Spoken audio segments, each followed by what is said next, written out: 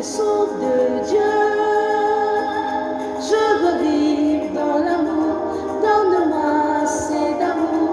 Je veux vivre dans l'amour, donne-moi assez d'amour.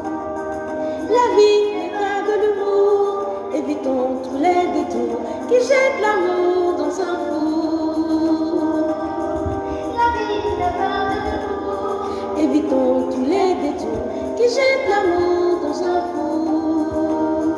Il faut se donner de l'amour pour un beau séjour. Il faut se donner de l'amour pour un beau séjour. Et sourire pour le retour.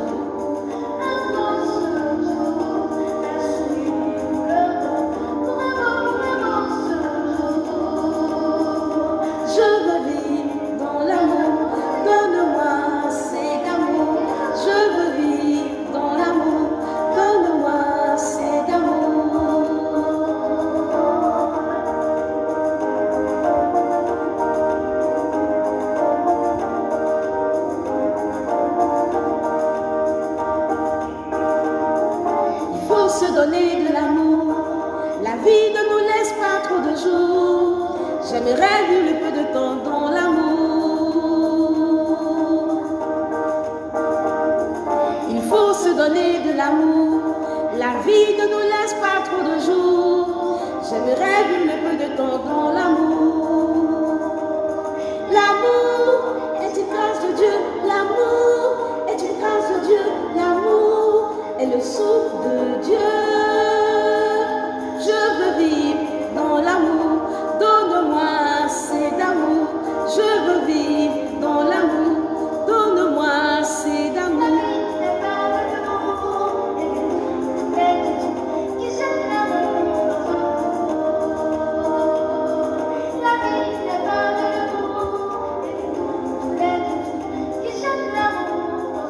Gloire, honneur, louange, élévation au Dieu vivant, au Seigneur des Seigneurs, à l'Éternel notre Dieu. Nous lui rendons la gloire, nous lui rendons l'honneur, nous bénissons son Saint-Nom. À lui la gloire, à lui l'honneur, à lui la majesté. Nous te bénissons, nous sommes infiniment reconnaissants pour la vie que tu nous as donnée, le souffle de vie que tu as renouvelé en nous. Merci infiniment, Papa. Et merci pour ce moment que tu nous donnes de nous retrouver encore dans ta sainte présence. À toi la gloire, nous te rendons gloire et honneur dans le nom de Jésus. Alléluia.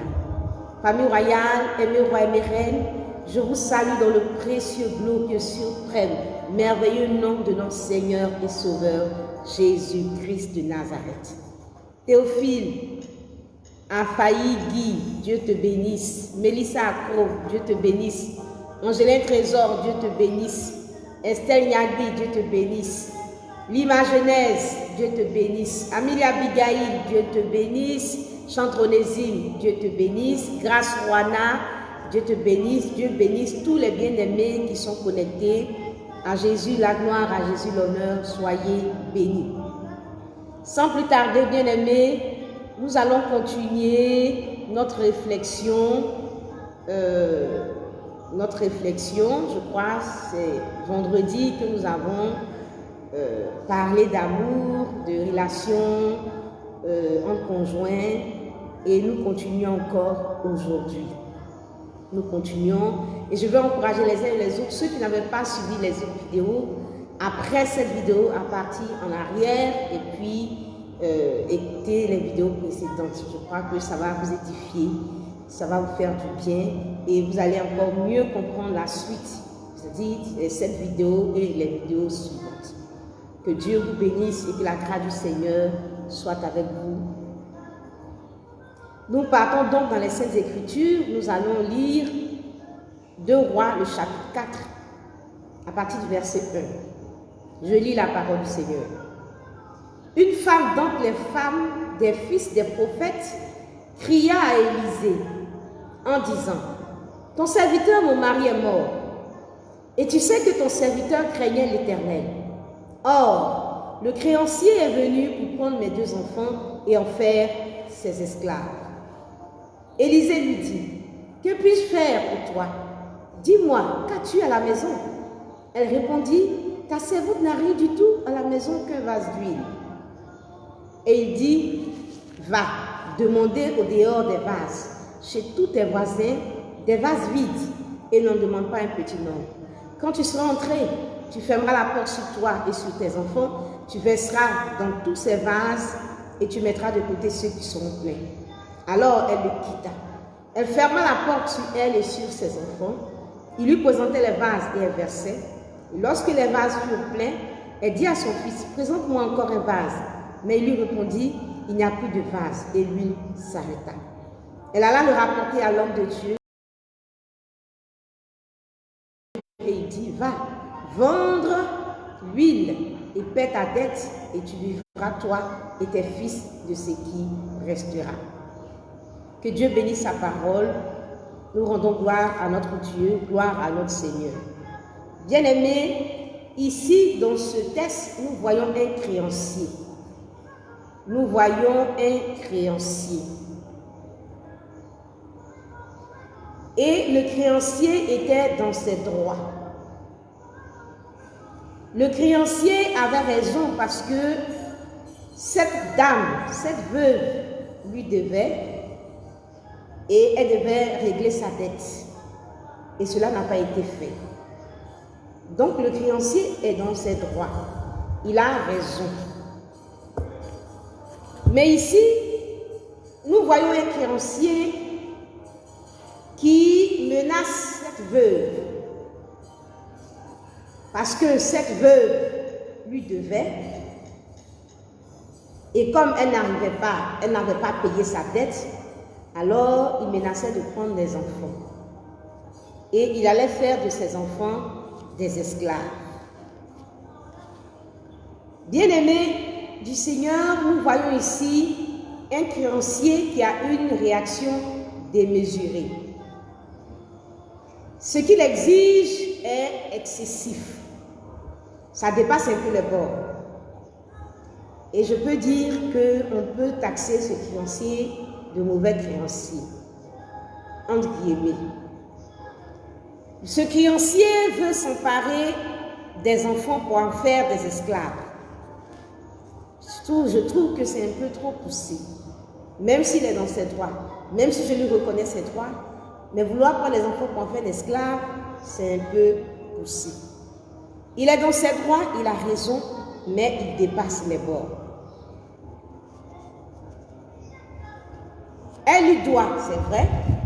Elle a une dette à régler, c'est vrai. Elle a une dette à payer, c'est vrai. Mais ce qu'il exige est aussi excessif. Nous savons tous qu'elle doit s'acquitter de sa dette. Mais ce qu'il exige est quand même excessif. Et c'est un peu comme quelqu'un qui réfléchit et qui se dit, le créancier, il est dans une gamme, il est dans un état d'esprit, et il se dit, ah, tu me dois, et comme tu ne me donnes pas, alors ben, moi je vais te créer des problèmes, tu me dois, et comme tu ne me donnes pas, je vais prendre tout ce que tu as de plus cher, je vais t'enlever tout ce que tu as de plus cher, je vais te déposséder de tout ce que tu as de plus cher. Bien-aimés du Seigneur, nous sommes dans un contexte et dans la vidéo précédente, dans la vidéo de vendredi, cette vidéo est intitulée « Donne-moi ce que tu me dois ». Dans cette vidéo, j'ai décrit un peu le contexte dans lequel nous nous trouvons, notre application que nous faisons de ce test. Je veux rappeler un tout petit peu et continuer. Dans notre contexte ici, la dette, ce n'est pas de l'argent, ce n'est pas un bien quelconque, la dette ici c'est l'amour. La dette ici c'est l'amour. Et le créancier est une personne qui réclame l'amour de son conjoint, de sa conjointe, d'une personne. Selon Romains, le chapitre 13, le verset 8, la Bible nous dit ceci. Ne devez rien à personne, si ce n'est de vous aimer les uns les autres, car celui qui aime les autres a accompli la loi. Romains 13, verset 8 dit, ne devez rien à personne, si ce n'est de vous aimer les uns les autres. Ne devez rien à personne, si ce n'est de vous aimer les uns les autres. L'amour selon Dieu, selon ce verset, est une dette. Est une dette que tout homme a envers les autres. Chacun doit payer sa dette d'amour vis-à-vis de son prochain. Le conjoint doit payer sa dette vis-à-vis de sa conjointe. La conjointe doit payer sa dette vis-à-vis de son conjoint. Une dette d'amour. À partir de ce verset, nous comprenons que l'amour est une obligation. L'amour est une dette, l'amour n'est pas au choix. Et nous avons obligation d'aimer notre conjoint, notre conjointe, notre frère, notre soeur, notre ami, notre collègue, notre père, notre mère, notre pasteur, notre président, tous les hommes. Ne devez rien à personne si ce n'est de vous aimer les uns les autres. L'amour est une dette. Et donc, quand nous appliquons cela à notre texte de 2 Rois 4, nous voyons ici un homme qui réclame sa dette. Ce créancier est un homme qui réclame de l'amour. Bien-aimés du Seigneur, précédemment dans la vidéo précédente, nous avons aussi compris que l'amour est le souffle que Dieu a soufflé en l'homme pour faire de lui une âme vivante. Nous avons compris que l'amour était l'oxygène de notre âme et que l'homme ne pouvait pas vivre sans amour parce que c'est l'amour qui donne de la vie à l'homme. Et donc, quand quelque part il y a un manque d'amour, l'homme souffre en lui-même, l'homme intérieur de cette personne suffoque et quand cette personne reste dans ce manque d'amour, cette personne-là peut mourir dans l'âme. Cette personne peut mourir dans l'âme. Et donc, nous avons compris que cet homme de 2 Rois 4 est un homme qui attendait l'amour de sa conjointe, qui n'a pas reçu l'amour et qui est mort dans l'âme. Donc, nous prenons cet homme pas comme un mort physique, pas comme un homme qu'on a enterré au cimetière, mais comme un homme qui est vivant, mais qui est mort dans l'âme. Et nous voyons dans ce texte que la mort de cet homme est mise en relation avec l'apparition du créancier. Nous voyons ici, le texte dit, ton serviteur, mon mari, est mort et tu sais que ton serviteur craignait l'Éternel. Or, le créancier est venu pour prendre mes 2 enfants et en faire des esclaves. Donc, nous voyons un rapport ici entre la mort de cet homme et la venue de ce créancier. Et donc, nous avons compris dans la vidéo précédente que, en fait, il s'agissait du même homme. C'est un homme qui est mort dans l'âme et qui crie à ce que sa conjointe puisse lui donner de l'amour pour qu'il puisse revivre. Et parce que cet homme-là manquait donc d'amour, il manquait donc de l'oxygène de son âme, alors il est mort en lui-même. Il est mort dans son âme. Et cette âme-là avait besoin de l'amour de sa conjointe. Cette âme-là besoin que cette femme puisse payer sa dette de l'amour pour qu'elle puisse revivre. Donc, cette femme était une veuve, mais pas une veuve d'un mort physique dans notre contexte. Nous avons compris dans notre contexte que elle était une veuve, mais ce n'est pas une veuve avec un mort physique. Donc, cet homme ayant manqué d'amour dans l'âme, il est mort dans son âme intérieur. Et donc, je peux peut-être appeler cette femme une veuve affective, entre guillemets. J'espère que le mot sied. Une veuve affective. Après le décès de celui-ci, donc, elle fait face à ce créancier. Il est mort dans l'âme parce qu'il a souffert du manque d'amour de sa femme. Et donc, cela a créé en lui une mort à l'intérieur de lui-même. Et donc, nous comprenons dans notre contexte que son mari est mort dans l'âme par manque d'amour. Et donc, il réclame toujours le paiement de sa dette. Il est donc le créancier de son épouse. Et l'épouse est la débitrice de cet homme. Bien-aimé du Seigneur, donc l'état de cet homme dans sa maison correspondait à une mort et il est mort dans l'âme. Bien-aimé du Seigneur, la situation de ce couple est à l'image de nombreux foyers aujourd'hui. Et à l'image de beaucoup de foyers aujourd'hui. Ils sont physiquement vivants, c'est vrai, mais ils sont morts dans l'âme. Et il y a plusieurs foyers aujourd'hui où soit c'est l'homme qui est mort dans l'âme, soit c'est la femme qui est morte dans l'âme. Et leur situation à l'image de ce couple de 2 Rois, le chapitre 4. Ils sont physiquement vivants, mais ils sont morts dans l'âme. Ils sont comme des tombeaux blanchis, comme des morts ambulants. Donc il y a des veufs et des veuves, et je m'autorise à dire des veufs ou des veuves affectives. Des veufs affectifs, des veuves affectives. La femme ne vit plus dans son âme, l'homme ne vit plus dans son âme, et la situation est compliquée. Et cette âme-là crie à l'amour et à l'amour. Et bien aimé du Seigneur, ce que nous avons remarqué aujourd'hui dans ce contexte, c'est que cet homme de 2 Rois 4, il a souffert du manque d'amour de son épouse. Il a souffert du manque d'amour. Et comme aujourd'hui, un homme peut souffrir, une femme peut souffrir parce qu'elle ne reçoit pas de l'amour de son conjoint. Et pendant qu'il ne reçoit pas l'amour de son conjoint ou elle ne reçoit pas l'amour de son conjoint, nous voyons ici dans notre contexte cet homme-là venir menacer cette femme et vouloir lui prendre même ses enfants. Et dans ce contexte, les enfants peuvent signifier les enfants pour de vrai, mais cela aussi peut signifier tout ce qu'elle a de plus cher dans sa vie. Et donc nous voyons ici un créancier qui menace cette femme.